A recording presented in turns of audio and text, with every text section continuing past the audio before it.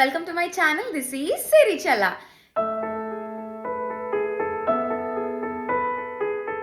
So ఈ రోజే మా ఫస్ట్ స్కాన్. సో ఆల్మోస్ట్ 7 వీక్స్కి మా ఫస్ట్ స్కాన్ అనమాట. సో ఫస్ట్ గైనకాలజిస్ట్ తోని మాకు ఇవాళ అపాయింట్మెంట్ దొరికింది. So we are so excited. Are you excited? Of course, తయారు కావాలి. యా, మార్నింగే ఇచ్చారన్నమాట అపాయింట్మెంట్. సో లేచి ఫ్రెష్ అయిపోయి ఇప్పుడు స్టార్ట్ అవుతున్నాము. ఫస్ట్ టైం నేను కూడా ఇక్కడ యూఎస్లో గైనకాలజిస్ట్కి వెళ్ళడము, గైనకాలజిస్ట్ దగ్గరికి వెళ్ళడము. సో ఫిజిషియన్ దగ్గరికి వెళ్ళాం కదా. సో అక్కడ ఎలా ఉంటుంది, అక్కడ మా ఎక్స్పీరియన్స్ ఏంటి, ఫస్ట్ స్కాన్లో మేము ఏమేమి చూసినాం, మా ఎక్స్పీరియన్స్ ఎట్లా ఉందో ఇదంతా కూడా ఈ వీడియోలో క్యాప్చర్ చేస్తాము. సో ఈ వీడియోని మొత్తం చూసేసేయండి. సో ఇండియాకి ఇక్కడికి చాలా డిఫరెన్స్ ఉంటుంది. లైక్ ప్రెగ్నెన్సీలో అని చెప్పి నాకు చెప్పడం జరుగుతుంటే మా కజిన్స్ కానీ లేకపోతే మా వదిన కానీ, సో ఇవాళ మాకు తెలుస్తుంది అసలు డిఫరెన్స్ ఏంటి అంటే, ఇవన్నీ ఎక్స్పీరియన్స్ షేర్ చేసుకుంటే అరే ఇక్కడ ఇట్లా అక్కడ అట్లా అని తెలుస్తుంటాయి అనమాట. So we're going, already late అవుతుంది. సో అక్కడికి వెళ్ళిన తర్వాత మళ్ళీ స్టార్ట్ చేస్తా వీడియోని. మార్నింగ్ 8:30కి ఇంట్లో నుంచి స్టార్ట్ అయ్యాము. ఇంట్లో మంచిగా ఫ్రెష్ అయిపోయి దేవుడికి మంచిగా మొక్కుకొని స్టార్ట్ అయినాం అనమాట. సో మాకు వచ్చేసి 9 o'clock అపాయింట్మెంట్ ఇచ్చారు. సో కొంచెం ముందు ఉండాలని చెప్పి మేము 8:30కి బయలుదేరినాము. ఇంటి నుంచి హాస్పిటల్కి ఒక 10 to 15 minutes జర్నీ పడుతుంది అంతే. కొంచెం ముందు ఉండాలని చెప్పి ముందే బయలుదేరినాం అనమాట, ఒక హాఫ్ అన్ అవర్ ముందు. సో ఇది వచ్చేసి మాకు ఎర్వింగ్లోనే ఉంది హాస్పిటల్. సో ఇక్కడ ఏంటి యూఎస్లో అని అంటే, ప్రెగ్నెన్సీ మనం ఇంట్లో టెస్ట్ చేసుకుంటాం కదా, టెస్ట్ చేసుకున్న తర్వాత మనం కాల్ చేసామనుకోండి ఒక హాస్పిటల్ గైనకాలజిస్ట్కి, క్లినిక్ వాళ్ళు మనకి ఒక అపాయింట్మెంట్ ఇస్తారు. సో మన డేట్స్ అవన్నీ కనుక్కొని మనం ఇప్పుడు ఏ వీక్లో ఉన్నామో తెలుసుకొని 6 to 8 weeks మధ్యలో ఫస్ట్ అపాయింట్మెంట్ ఇస్తారన్నమాట. సో మరీ డాక్టర్ దగ్గర అపాయింట్మెంట్ లేకపోతే 8 weeks తర్వాత ఒక 8 to 10 weeks మధ్యలో కూడా ఇస్తారు ఫస్ట్ అపాయింట్మెంట్. బట్ మాకు వచ్చేసి 7 weeksకి దొరికింది. So this is our first ultrasound day and we're super duper excited as new parents. Hello father. Hello father. యూఎస్లో మనకు డాక్టర్స్ అంతా కొత్త, ఎవరు తెలియదు, ఎక్కడ పోవాలో అర్థం కాదు.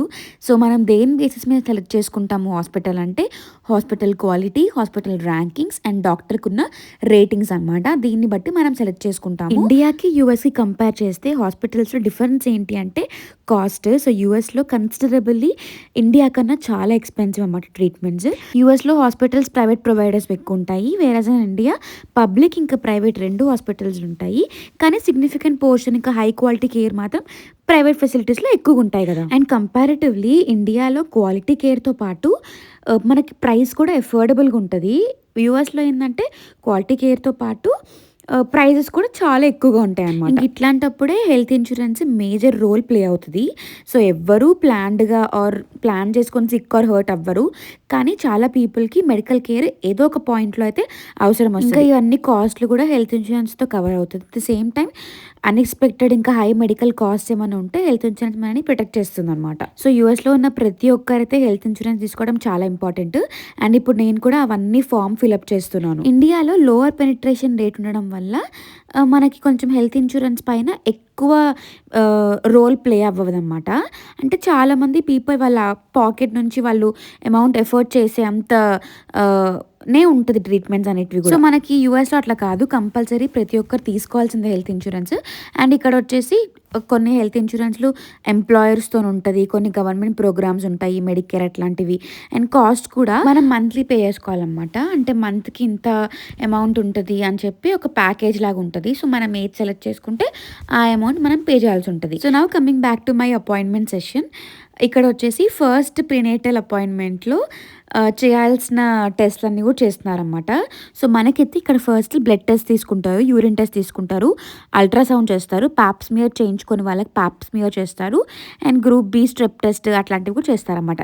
సో బ్లడ్ టెస్ట్లో మనకి కంప్లీట్ బ్లడ్ కౌంట్ ఉంటుంది, బ్లడ్ టైప్ ఏంటి, RH ఫ్యాక్టర్ ఏంటి, test for anaemia, hepatitis B, C, syphilis, HIV అవన్నీ కూడా ఇంక్లూడ్ అయి ఉంటాయి అన్నమాట. ఇంకా యూరిన్ అనాలిసిస్, కల్చర్ అవన్నీ కూడా స్క్రీన్ చేస్తారు ప్రోటీన్ లెవెల్స్ కోసం, ఇంకా యూరినరీ ట్రాక్ట్ ఇన్ఫెక్షన్స్ ఏమైనా ఉన్నాయా అవన్నిటి కోసం అనమాట. And also HCG level count దానికి కూడా లైక్ ఎన్ని వీక్స్ ఉంది ఇప్పుడు మనకి అనేది కూడా టెస్ట్ చేస్తారు. ఇంకోటి వచ్చేసి అల్ట్రాసౌండ్. ఇది మనకి మన ఫస్ట్ అపాయింట్మెంట్లో బేబీ హార్ట్ బీట్ అనేది తెలుస్తుంది కాబట్టి దాంట్లో వాళ్ళు డిటెక్ట్ చేస్తారన్నమాట అల్ట్రాసౌండ్లో. పాప్స్మియర్ ఏంటనంటే అబ్నార్మల్ సర్వైకల్ సెల్స్ ఏమైనా ఉంటే సర్వికల్ క్యాన్సర్స్ అట్లాంటివన్నీ డిటెక్ట్ అవుతాయి. సో ఈ పాప్స్మియర్ కంపల్సరీ ప్రతి ఒక్క ఉమెన్ చేయించుకోవాలి. సో ప్రెగ్నెంట్ ఒక్కటే కాకుండా ప్రెగ్నెంట్ కాని వాళ్ళు కూడా కంపల్సరీ అందరు చేయించుకోవాలన్నమాట. సో ఇది వచ్చేసి మా హాస్పిటల్ రూమ్.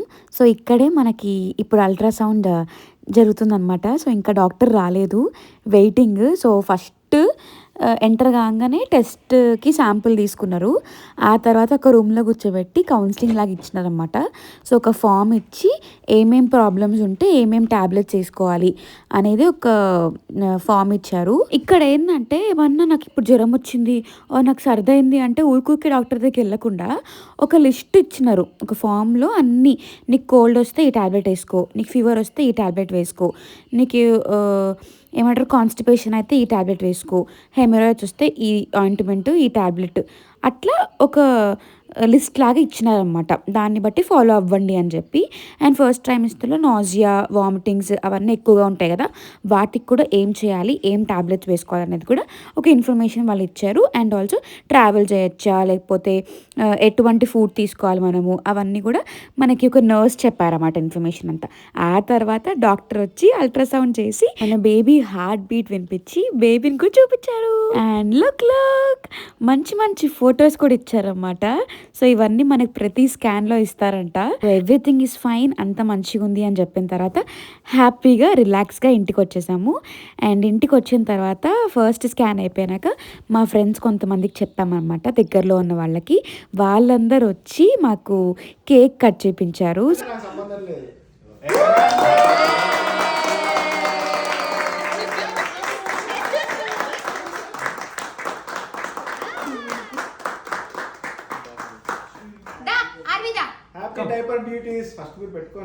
సో ఈ గుడ్ న్యూస్ని అందరం కలిసి సెలబ్రేట్ చేసుకున్నాం అనమాట. We felt very happy. అలా వాళ్ళు వచ్చి కేక్ కట్ చేయించడము చాలా మంచిగా అనిపించింది. అంటే ఫ్యామిలీకి దూరంగా ఉన్నాం కదా, సో ఫ్రెండ్స్ ఇట్లా వచ్చి కేక్ కట్ చేపిస్తే నాకైతే చాలా బాగా అనిపించింది. నేను కొంచెం ఎమోషనల్ కూడా అయినా, బట్ అందరి ముందర అవ్వలేదు. వాళ్ళు వెళ్ళిపోయాక అనిపించింది, అరే మంచిగా వచ్చినారు కదా.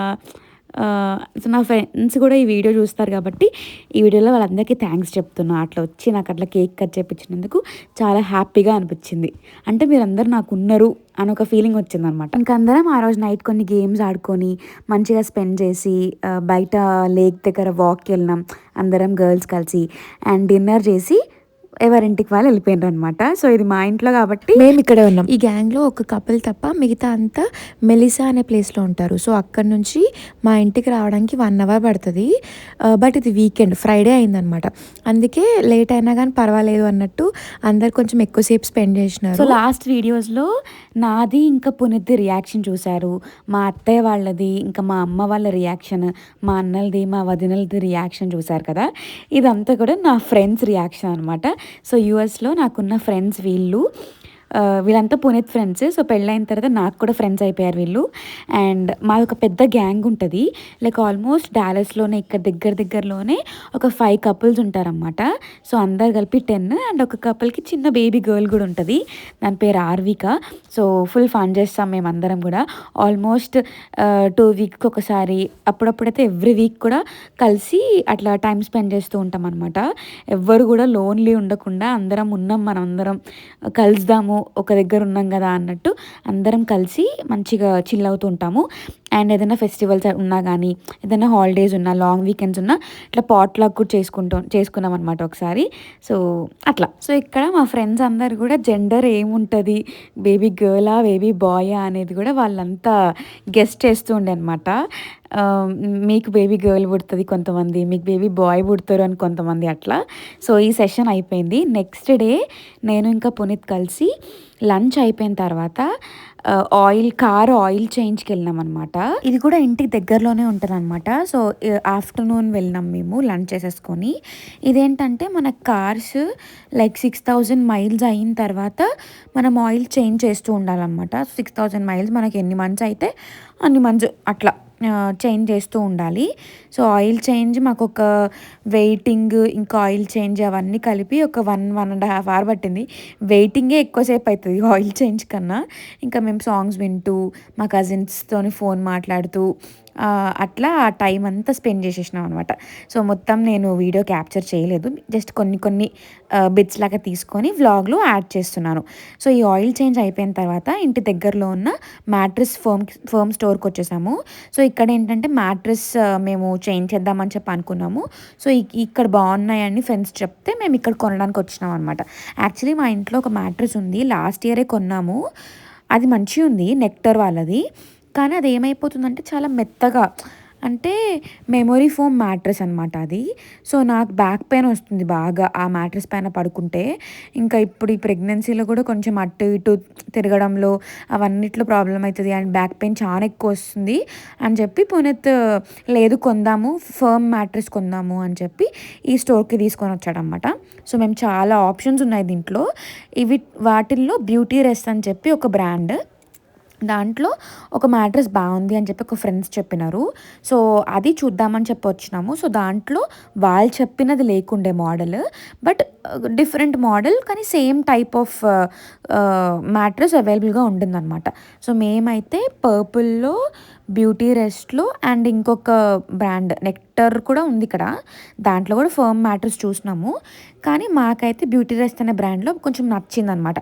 ఎఫోర్డబుల్ అనిపించింది ప్రైస్ అండ్ నచ్చింది. అంటే ఇప్పుడే ఎక్కువ పెట్టి తీసుకోకుండా కొంచెం ఎఫోర్డబుల్ ప్రైస్లో తీసుకొని మళ్ళీ కొత్త ఇంటికి వెళ్ళినప్పుడు అప్పుడు ఎట్లాగో మార్చాలి కదా, కొన్ని ఎక్స్ట్రా తీసుకోవాలి కదా అన్నట్టు ఉంటుండే అనమాట. సో ఇక్కడ ఏంటంటే ఫర్మ్లోనే ఎక్స్ట్రా ఫర్మ్ ఒకటి ఉంది, ప్లస్ నార్మల్ ఫర్మ్ ఒకటి ఉందన్నమాట.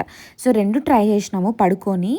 ఎక్స్ట్రా ఫర్మ్కి డిఫరెన్స్ ఏముండిందంటే ఫర్మ్ కూడా మంచిగా ఉండే, ఎక్స్ట్రా ఫర్మ్ పడుకున్నప్పుడు రెండు సేమ్గానే ఉండే, కానీ ఫర్మ్ దాంట్లో అటు ఇటు కదులుతున్నప్పుడు కొంచెం మెత్తగా అనిపించింది, స్పాంజ్ టైప్ ఫీలింగ్ వచ్చింది. బట్ ఎక్స్ట్రా ఫర్మ్ దాంట్లో అట్లా లేకుండే, మంచిగా ఉంది. సో అందుకే నేను ఎక్స్ట్రా ఫర్మే తీసుకుందాము అని చెప్పిన. ఇది వచ్చేసి మాకు బ్యూటీ రైస్ బ్రాండ్లో $2,100కి ఉండింది. కానీ అప్పుడు సేల్ ఉండే అనమాట. సో సేల్లో మాకు $1,800 పడింది. సో $1,800 ఇచ్చి మేము అది కొన్నాము అండ్ మాకు నెక్స్ట్ డే డెలివరీ ఉండే అనమాట. అండ్ ఇంకొక ఆఫర్ ఏముండింది అప్పుడు అని అంటే, మ్యాట్రెస్ కొంటే అడ్జస్టబుల్ ఫ్రేమ్ కూడా ఫ్రీగా ఇస్తున్నారు. సో ఇప్పుడు మనం ఒకవేళ మ్యాట్రెస్ రిటర్న్ చేయాలనుకోండి, 90 days టైం ఉంటుంది. సో ఆ 90 daysలో మ్యాట్రెస్ రిటర్న్ చేసేస్తే మనం ఈ ఫ్రేమ్ కూడా వాళ్ళకి రిటర్న్ చేసేసేయాలి. సో అట్లా ఫ్రీ వచ్చింది కదా అని చెప్పి ఫ్రేమ్ పెట్టేసుకోండి, మ్యాట్రెస్ ఇచ్చేయలేము. రెండు తీసుకున్నాం కాబట్టి రెండు ఇచ్చేయాల్సి ఉండే అనమాట. సో ఇది ఫ్రేమ్, అడ్జస్టబుల్ ఫ్రేమ్ అని చెప్పిన కదా. సో ఇదేంటంటే మనకి బెడ్ అనేది రీక్లైన్ అవుతుంది. సో మాకు యాక్చువల్లీ ఇంట్లో ఆల్రెడీ ఒక ఫ్రేమ్ ఉంది. సో మా ఇంట్లో వచ్చేసి 2 బెడ్స్ ఉన్నాయన్నమాట. ఒకటి కింగ్ సైజు మాస్టర్ బెడ్రూమ్లో ఉంటుంది, ఇంకోటి క్వీన్ గెస్ట్ బెడ్రూమ్లో ఉంటుంది అనమాట. సో ఇది కింగ్ సైజ్కి కొన్నాము మేము రోజు యూజ్ చేయడానికి. సో ఈ ఫ్రేమ్ అయితే ఫ్రీగా వచ్చింది కాబట్టి పొందితే మొత్తం ఫిక్స్ చేసిండు. బట్ మైండ్లో ఒక డౌట్ అయితే ఉండింది, మాకు ప్రెజెంట్ ఉన్న బెడ్ ఫ్రేమ్కి ఇది సెట్ అవుతుందా లేదా, అంటే పడుతుందా లేదా అని ఒక డౌట్ అయితే పక్కా ఉండింది. బట్ స్టిల్ ట్రై చేద్దాంలే అని చెప్పి మొత్తం అంతా ఫిక్స్ చేసింది అనమాట నెక్స్ట్ డే. సో ఇక్కడ మొత్తం అంతా కూడా అడ్జస్ట్ చేయడానికి, ఫిక్స్ చేయడానికి అన్ని రూల్స్ అండ్ రెగ్యులేషన్స్ ఉన్నాయి పాయింట్ వైజ్. సో అవన్నీ చూస్తూ మొత్తం ఫిక్స్ చేసిండు. నేనైతే ఏం హెల్ప్ చేయలేకపోయినా, బికాస్ ప్రెగ్నెన్సీ కదా, బరువులు కూడా లిఫ్ట్ చేయొద్దు అండ్ రిస్క్ తీసుకోవద్దు అని చెప్పి ఏమీ లిఫ్ట్ చేయలేదు. అండ్ వాలీ చూసిండ్రా, వాడు పాపం బయట ఉంటే ఇది ఎక్కడ ఫ్రేమ్కి తాకి ఏమైనా దెబ్బలు తాకుతాయేమో అని చెప్పి పునీత్ క్రేట్లోనే పెట్టేసిండు అనమాట. ఎందుకంటే అటు ఇటు తిరుగుతూ ఉండే, ఏమో చేసేస్తున్నారు వీళ్ళు, ఏమో అయిపోతుంది ఇక్కడ ఇప్పుడు అని చెప్పి. సో అందుకే వాడు అలా కలిసి క్రేట్లోనే ఉంచినాము. ఇంకా అక్కడ దాంట్లో కూర్చొని చూస్తూ ఉన్నాడు అంతా కూడా.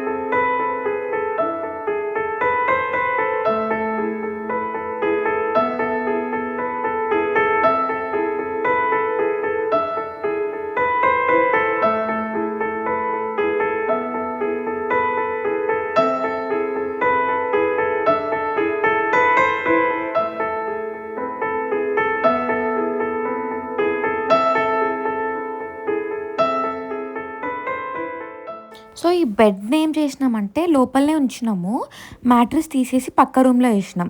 సో ఇప్పుడు ఈ కొత్త అడ్జస్టబుల్ ఫ్రేమ్ ఏదైతే ఉందో అది బయటనే ఫిక్స్ చేసుకొని లోపల తీసుకొచ్చినామట పొన్నిత్, బికాజ్ రూమ్లో ప్లేస్ సరిపోదు కాబట్టి. అండ్ ఈ పాత బెడ్ ఫ్రేమ్లో నుంచి మొత్తం ఆ స్టిక్స్ అన్నీ కూడా తీసేసి ఇప్పుడు దీన్ని ఇందులో ఫిట్ చేయాలి అని చెప్పి ప్లాన్ అనమాట.